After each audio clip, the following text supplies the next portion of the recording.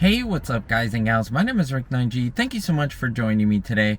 We're going to be talking about I Love Lucy. More specifically, we're going to go to a special event. Now, this is at the Hollywood Heritage Museum. I've never been there my whole life. I used to pass by when I was a little boy on my way to Universal Studios Hollywood.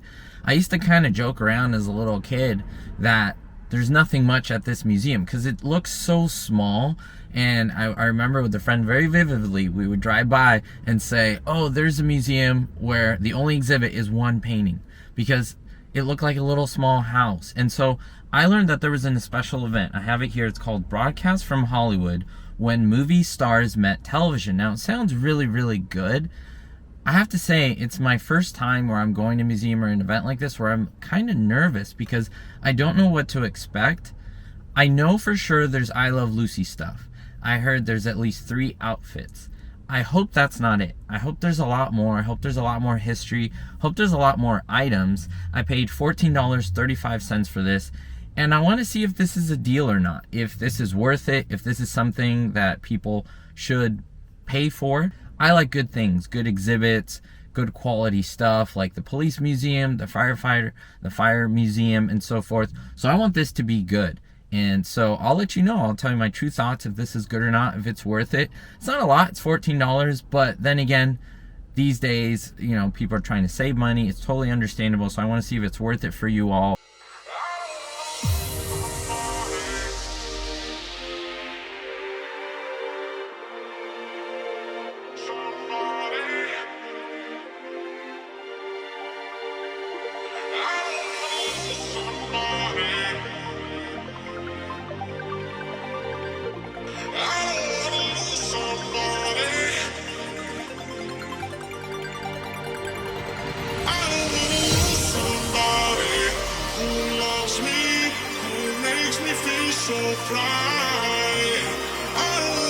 Okay, just a heads up where I am. I'm in the parking lot. That is Hollywood proper down there. This is the museum, a Hollywood Heritage Museum. Like I said, it's fairly small. It's called the Lasky DeMille Barn, established in 1913. If you look at this way, you'll actually see the Hollywood Bowl. Well, it's hard to see, but it's actually down behind that fence in that gate. So the Hollywood Bowl is right there. Go.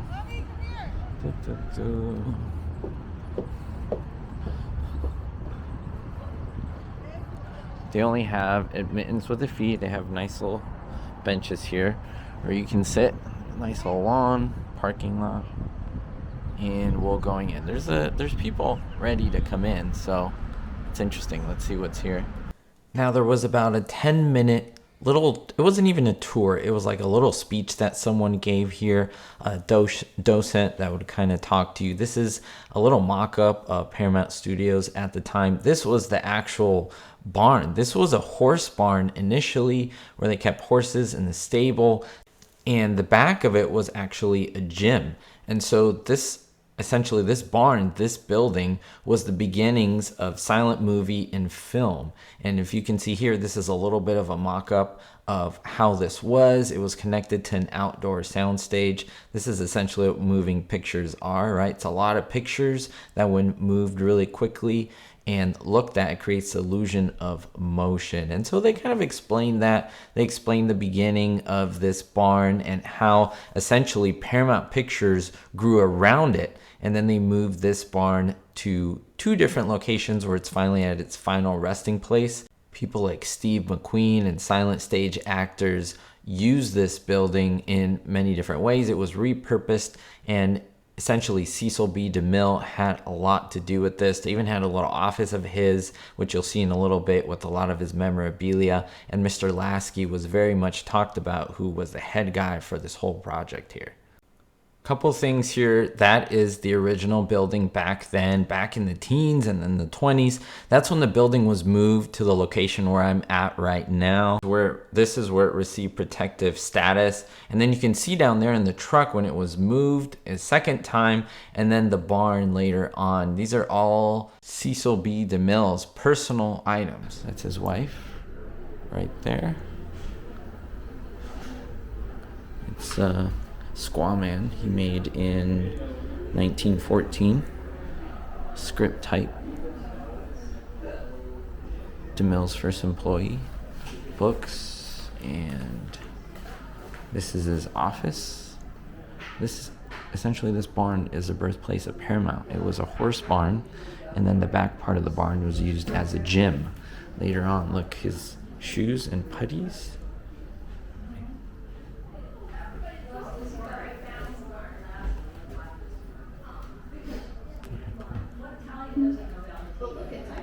Some checks.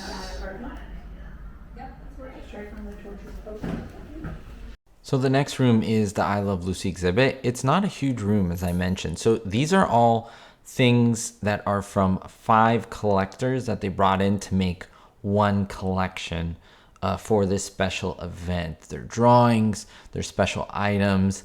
Not everything on here was on I Love Lucy, I have to stress. Like, for example, this photo and this chimney, they explained to me, this was the chimney, the original chimney from Gone with the Wind, but they set it for this exhibit. And all the things on top are not things from the show, but they are things that were essentially hunted for to create that. Now, this is a lighter gifted to Lucy's brother by Lucy and Desi. That's Lucy's brother on the left. Now that is the actual necklace that Lucy's wearing in The Queen of the Gypsies in that episode on the right.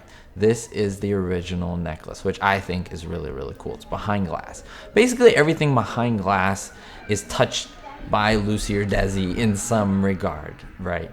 And so like this statuette, same thing, given by Jess Oppenheimer, the creator of the show. And then just these other things. Now this is really cool. This is from that scene, the audition, where Lucy kind of took off the little nubs, and then that's the original I Love Lucy ticket to get in for the show. The Vitamin Benjamin bottle, I don't think that's authentic from what I saw, but that glove and the little nubs there that she took off this is an original script.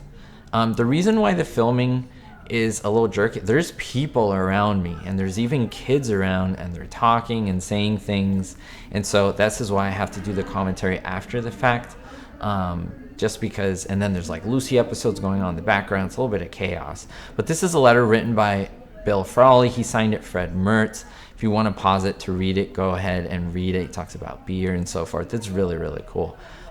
These are the kinds of things that I like. Those plates as well, kept little notes by Lucy, invitations to the Lucy Desi Comedy Hour. Those are the hour-long episodes. That's the original quote-unquote ticket to get in to be part of the audience. This is what Philip Morris packs look like. Those are pearls that Lucy wore in many I Love Lucy episodes. That's how packs of cigarettes were back then. Very lively, cheery. You know that in the 80s they weren't that bright and cheery. Original scripts from the show. Just a lot of different things. But notice this was in a small space. Nothing larger than a small bedroom. A lot of photos, a lot of aspects. What I did like that it was all Lucy though. It was some of her other shows as well. This is a handwritten letter from Bill Frawley as well. You can probably pause it and read it. It's a little hard. Like I mentioned, believe me, this was hard to do because I wasn't by myself at this. There was probably 10 or 15 people in the room with me, and they were trying to see what I was seeing, rubbing up behind me. Sometimes when you don't see people, I purposefully pull out the camera. So there's a lot of editing here to kind of keep the people out so that you can see what's going on. But the other room, that other room, is non-Lucy related. So you can see. You will see people in the background, but I try to do my best to keep them out. This is one of the cameras that would be used to film I Love Lucy. This is a style of camera that was used. You can see how tight the space is, and that's it. Literally, that red carpet on the left is another room. And so that jacket was used by the cast and crew of I Love Lucy. That was also a Desilu lamp that was really used. And what I like is the clothing. I'm going to show you some of the clothing. These were painted green, 1957, the lights. Now, this is a smock that Lucy used, I believed, in one of her later shows. She's with Danny Thomas there. You can see. So they put the clip here to kind of show where this is from. And it's just really interesting to see her measurements, you know, how they were. Now, that's really cool because that was worn by Vivian Vance. You could see it's on her left arm in the episode The Charm School, right, when they dressed up. But it was also used on the Lucy show, and it was used on Here's Lucy. Remember, they used a lot of these over and over again. There's Lucy Arnaz using it on her arm, Lucy using it in that Cleopatra scene. These were actually used by Lucille Ball. You look in that scene, those earrings that are green, Vivian Vance. The annual ball is like this little award. Cool things that are nice and fun. This was an original, the Lucy show, right? Ticket.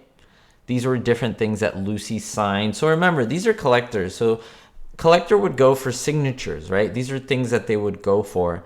Things that you could possibly say, wow, this is Lucy's. Things that you could read, look at. This is just a replica. So it wasn't even the original thing that was on the show, which was a little disappointing to see. I don't want to see replicas, to be honest with you. I want to see the real stuff. I don't know if you agree with me or not. Now we're looking at some things from Here's Lucy. Here's one of the tickets. You can see the episode where she was like a hippie and she had this necklace. There it is, the actual one. These aren't reproductions. You also see the Here's Lucy script back there. It's really cool to see. There were some Carol Burnett things, a couple of her dresses that were in the other room.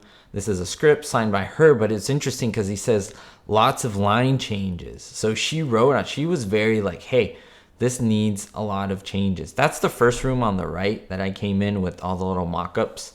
So you can see that the room is quite small.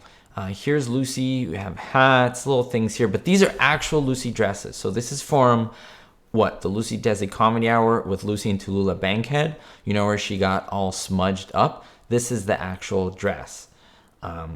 Crazy cool to see her dimensions, not behind glass, so I love seeing that. This is from also the Lucy Desi Comedy Hour, the kimono episode, the Japanese, basically kimono, bathrobe style thing that Lucy, or wait, was Desi wearing it? I think it was Desi's. And then this is the one that she's with Dean Martin, and that she has that kind of pullover coat that she has there. You could see it right there. So yeah, I think the middle one is Desi's. She did wear wigs. Here's one of her wigs.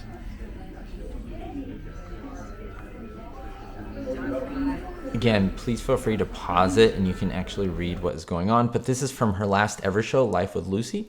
There's a little kazoo there, and you can see the kazoo in the scene that was used right there. So that's kind of cool. Little items like that I think is pretty awesome because they're authenticated. There's a birdhouse with Gil Gordon that was used in that scene. Little trinkets like that, but those are actual Lucy shoes that were used when she was in that TV guide and doing the exercise thing. Those are the shoes, the pink shoes.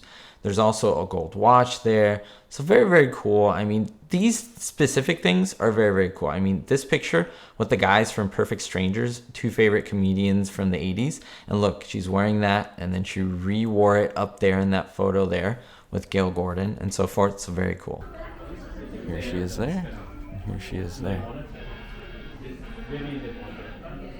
Prototype sweatshirt. It's Agnes Moorehead's dress from Bewitched. That's kind of cool.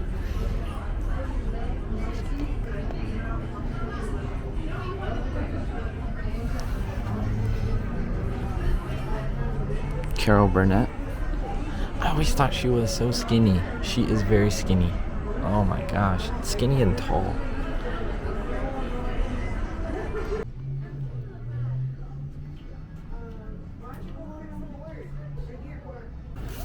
Ten Commandments people. Chariot wheel from 10 Commandments. This thing, it's placed against here because I can't see chest in the throne room. You can see it coming apart right there. So it's this one behind Yul Brynner and Cecil B. Hardwick. So they were having a little exhibition earlier of Kent McCord, and so they had a lot of the stuff from the show. Remember, a lot of the Adam 12 stuff is actually at the Los Angeles Police Museum. I visited. Go check that out. This stuff is a little lackluster compared to what's at the Police Museum. I would definitely suggest going there over this, specifically when we're talking about Adam 12. So go there to see the Adam 12 stuff. So back in the car, done with the exhibit, I want to tell you my true thoughts. So first of all, as you can see, the building is rather small. It's just, you can see it there. It was a barn. It was essentially the beginning of Paramount Pictures or Paramount Films, Paramount Studios, and it was pretty much where the Paramount lot was, and then it was moved several times. once to the Capitol Records area and then once here. They're still doing renovations. They want to redo the roof and so forth. So every so often they have periodic exhibits and so forth, and they have the Lucy area there, which I think was really cool. They had a lot of little hidden gems there that you almost miss. Not because there's a lot, but because they're kind of condensed. So when you're looking at an area, there's so much in an area, so you got to be like, oh, and then the top level and the bottom level and so forth. So it's like everything there is fighting for space, if that makes sense. And a lot of things are just kind of jumbled together. There's paintings on the walls because the space is so small. So that's understandable. It was $14.35 for that. And I'll get to that in a little bit. Also, there was a lot of little hidden things that I had no idea I would see. A lot of little I Love Lucy things. Not everything there was specifically from the show, but a lot of it was.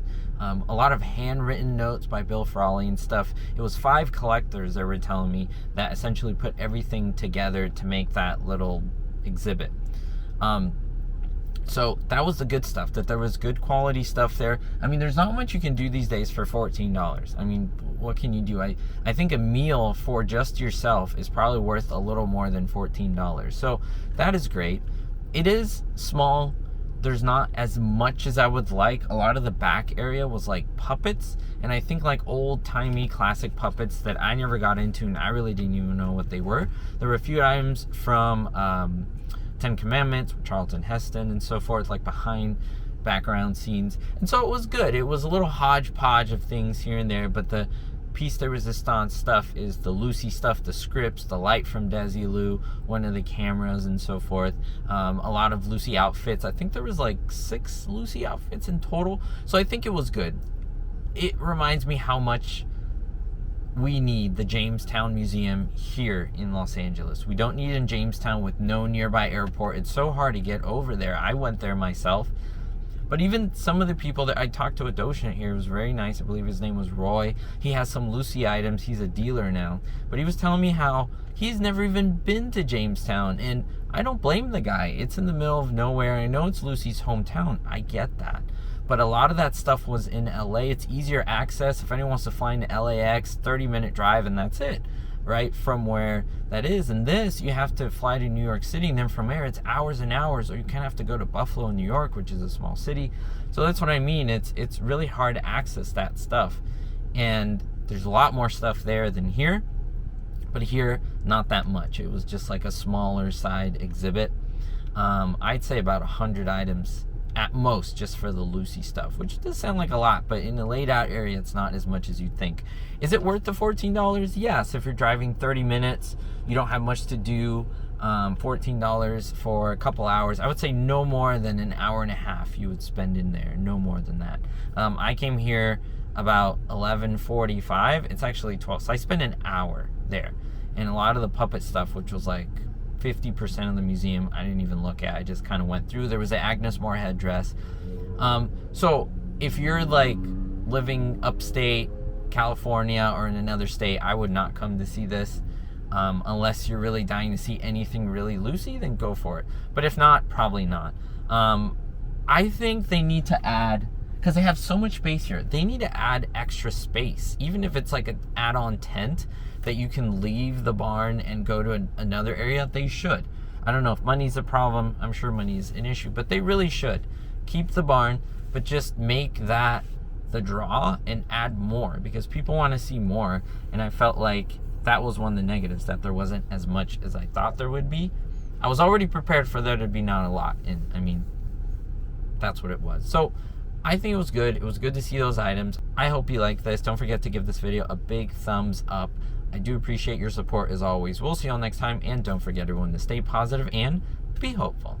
A big recognition to my Diamond and Platinum tier patrons: Daniel B, Citizen Kane 359, David D, Russ C, Sally N, and Vito L. If you want to join the Patreon family and get exclusive perks, make sure to check the links in the description. Thanks.